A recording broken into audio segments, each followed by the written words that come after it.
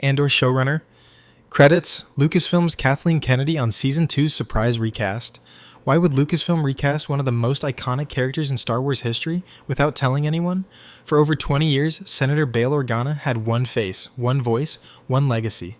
And then, in Andor Season 2, that legacy vanished, replaced, erased, quietly swapped in the shadows. Why?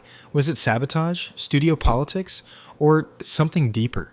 Because what you're about to uncover isn't just about one character's face, it's about a forbidden shift in the Star Wars universe. A shift led by someone fans have been trained to hate, someone who just changed the game for good. Stay with us, because this recast wasn't a fluke, it was a signal, a coded message hidden in plain sight. It started with a whisper. Eagle-eyed fans noticed something strange about Andor Season 2. The voice, the posture, the intensity. That wasn't Jimmy Smits, and sure enough, it wasn't. Benjamin Bratt had stepped into the role of Bail Organa, Leia's adoptive father, the Rebel Alliance architect, the very soul of Alderaan. No press release, no trailer tease, no dramatic announcement, just a silent switch. Why didn't Lucasfilm say anything? Why recast such a major legacy character after 2 decades of consistency? And more importantly, who made that call? Because for many fans, recasting in Star Wars is a trigger word, a dirty term, one that still echoes from the fallout of Solo, a Star Wars story. Remember the backlash, the boycotts, the endless debates over Alden Ehrenreich's Han Solo? Lucasfilm had sworn off recasts.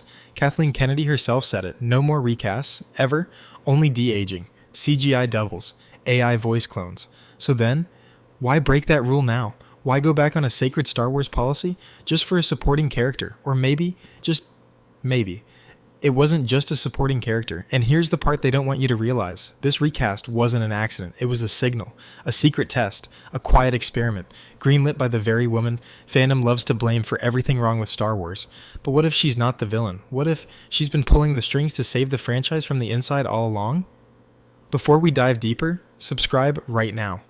This story isn't being told anywhere else, and the secrets that follow are the kind Disney doesn't want circulating. Because in the next pages, we'll expose the real reason Bail Organa was recast, we'll trace a coded pattern hidden across Star Wars media, and reveal why Kathleen Kennedy may be the most misunderstood mastermind in modern Hollywood. Hit that button, stay locked in. You've just stepped into the shadows of Lucasfilm's Forbidden Vault. Here's the first piece of forbidden knowledge. Tony Gilroy didn't want to recast anyone. He panicked when Jimmy Smits became unavailable, until one call changed everything, a voice from above, confident, calculated. "Ben Bratt," she said, "that's your bail." That voice was Kathleen Kennedy, a woman so many fans claim is destroying Star Wars, yet she's the reason Andor exists. She's the reason adult themes were allowed. She's the reason Star Wars finally grew up. But this recast is more than just a good casting choice. It's the start of something bigger, a ripple effect that will change how Star Wars tells stories permanently. Because if this worked, what's next? A new Luke? A new Leia? A new Vader? Are we entering the age of the recast? Or is something else happening? Something no one saw coming? Ben Bratt, that's your bail? 6 words, spoken casually, but they reshaped a cornerstone of the Star Wars legacy. Why would Kathleen Kennedy, the very person who swore off recasts, handpick a replacement for one of the saga's oldest characters? Because this wasn't just about solving a scheduling issue, it was about sending a message, a quiet, deliberate reset. And now that the switch has gone public, the rest of the plan is already in motion. Let's be clear, recasting in Star Wars has always been radioactive. After Solo underperformed at the box office, insiders said Kathleen Kennedy personally shut the door on any future actor swaps. Instead, we got CGI Luke, AI Vader, digitally resurrected Grand Moff Tarkins. It was unnatural, uncanny, but safe. And yet now, suddenly, Lucasfilm is breaking its own rules. Quietly, strategically. Andor's recast wasn't just approved, it was engineered by the very same woman who once condemned the practice. But what if that condemnation was a feint? What if it was always part of the larger game? Think about it, recasting Bail Organa isn't just fixing a schedule gap, it's testing the waters, measuring the outrage, gauging the algorithm, because Bail Organa is a perfect litmus test. He's important, but not center stage, recognizable, but not iconic like Luke or Han, safe, but essential. If fans accepted the new face of Bail without a riot, that's data. That's ammunition. That's greenlight fuel. So while everyone was focused on whether Thrawn would show up, or if Ahsoka would cross paths with Ezra, Lucasfilm was quietly running the most critical experiment in franchise history. And Kathleen Kennedy? She's the one holding the clipboard. Tony Gilroy confirmed it. When Smits was unavailable, he panicked. He thought the entire arc would have to change. Cutscenes, rewrite plots. But then Kennedy stepped in. And it wasn't just a casting suggestion, it was a directive. Ben Bratt, use him. Not maybe, Not consider? She had already thought it through, already weighed the optics, already understood the signal it would send. This wasn't just about fixing a scene. This was about testing the future. A future where Star Wars is free to recast, without AI, without digital puppets, without tying down narratives to aging actors. Because here's the part nobody wants to say out loud. The legacy actors can't carry this forever. Mark Hamill's already hinted he's done, Harrison Ford won't come back, Carrie Fisher is gone, the Skywalker saga is running out of time, but with carefully chosen replacements, the myth can live again, naturally, believably, organically. And now, thanks to Andor, we've seen the first proof that it can work. So if Bail Organa was the test, who's next? What if this quiet success gives Lucasfilm permission to do the unthinkable? A full trilogy with a new Luke Skywalker? A bold reboot of the Old Republic using fresh faces for legacy names? Or even a brand new version of Darth Vader? Too risky? Not anymore. Because now they have evidence, they have metrics, they have a win, and they owe it to one person. The woman fandom loves to hate, but who just may be saving the franchise without ever taking credit. Kathleen Kennedy. Maybe she's not the problem. Maybe she's the reset button. But here's where things get really strange, because once you accept that Andor was the test, you start seeing the same pattern everywhere. Tiny shifts, subtle replacements, recast voices, retimed character arcs, rewritten histories, and all of it sanctioned from the top. So now the real question is this: what if Andor wasn't the beginning, but the middle of the operation? What if Lucasfilm has already recast more than we realize, and we've just been too distracted to notice?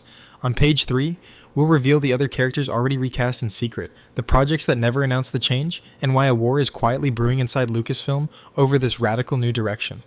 And we'll expose the next legendary character set to be quietly replaced. You're not ready for this. What if Bail Organa wasn't the first? What if you've already seen other legacy Star Wars characters recast and you didn't even notice? It's not just one character, it's not just one show, it's a quiet pattern. A secret wave of face swaps and voice replacements, happening right beneath your nose. Andor wasn't a bold new choice, it was Phase 2. Because Phase 1, that started long before you realized. And now, as we expose this unseen string of replacements, one thing becomes terrifyingly clear. Lucasfilm isn't experimenting anymore, they're executing. The reveal, hidden recasts, and character duplication. Let's rewind. Do you remember the Book of Boba Fett? It featured a younger version of Luke Skywalker. He trained Grogu, he spoke, he moved, he existed. But here's the thing, that wasn't Mark Hamill, not really. It was a deepfake double, a reanimated avatar voiced with AI. Face, de-aged, body, different actor, lines, digitally generated, a Frankenstein Skywalker. The fans noticed, the media stayed silent. Lucasfilm called it a breakthrough. But what was it really? A placeholder, a test run, a training wheel for something far bigger, true replacement. And while everyone debated the ethics of AI, Lucasfilm quietly tested out something even riskier, real human recasts. Here's the proof. Obi-Wan Kenobi introduced a teenage Leia Organa, not de-aged, not AI, recast. Ahsoka gave us live-action versions of animated icons like Sabine Wren and Ezra Bridger, played by brand new actors. In The Mandalorian, multiple stormtrooper commanders were voiced by new actors, mimicking the cadence of Imperial leaders you assumed were legacy voices. And it didn't stop there. Because deep inside the Andor production notes, there's a list of uncredited secondary recasts never announced publicly. One of them? A background senator once voiced in Revenge of the Sith, another, a clone trooper whose voice was quietly re-recorded to match a different vibe. They're blending the replacements so well, you don't even realize the actor has changed. It's the ultimate illusion, and now that it works, they're scaling it. So let's connect the dots. Andor's Bail Organa, recast. Luke in Book of Boba Fett, AI double. Leia in Obi-Wan, recast. Ahsoka's team, recasted versions of animated legends, background characters, voices, and faces swapped quietly. See the trend now? This isn't chaos, this isn't improvisation, this is a rollout, and the person orchestrating it, still Kathleen Kennedy. While the fandom calls for her resignation, she's pulling off the most radical creative maneuver since the original trilogy, not by rebooting the timeline, but by rebuilding the legacy brick by brick, actor by actor. And it's working, because you didn't riot when Leia was recast, you didn't protest when Bail Organa changed faces, and when they show you the next new Luke, you might not even flinch. Here's the part no one else is saying out loud. The next major character to be recast has already been chosen. You heard that right. Insiders claim casting calls went out last year for a young Luke Skywalker, a post-Vader era Leia Organa, and a new face for Emperor Palpatine. That's right, Palpatine, the Phantom Menace himself, the Sith behind the curtain. Because Ian McDiarmid, the iconic actor behind the Emperor, has said publicly he's finished with the role, which means someone else will rise to take his place, and they won't need CGI. They won't need deepfake illusions, they'll just step into the skin. And you'll be expected to accept it, because Lucasfilm now knows. The fans can handle it, as long as the story's good, as long as it feels right. They'll look past the face. But not everyone agrees with this strategy, not even inside Lucasfilm. Because while Kennedy pushes for live-action recasts, there's a powerful faction fighting to double down on CGI, AI voices, and digital resurrection. A cold war is forming behind the scenes, old-school loyalty versus narrative freedom, digital immortality versus flesh and blood rebirth, and soon a massive confrontation is coming, one that could determine the future of every Star Wars project for the next decade. On page 4, we'll expose the names, divisions, and secret feuds inside Lucasfilm over the recast strategy. You'll learn which executives want to replace actors with AI forever, and which creatives are risking everything to bring the human element back. The battle for Star Wars has already begun, and it's nothing like you thought.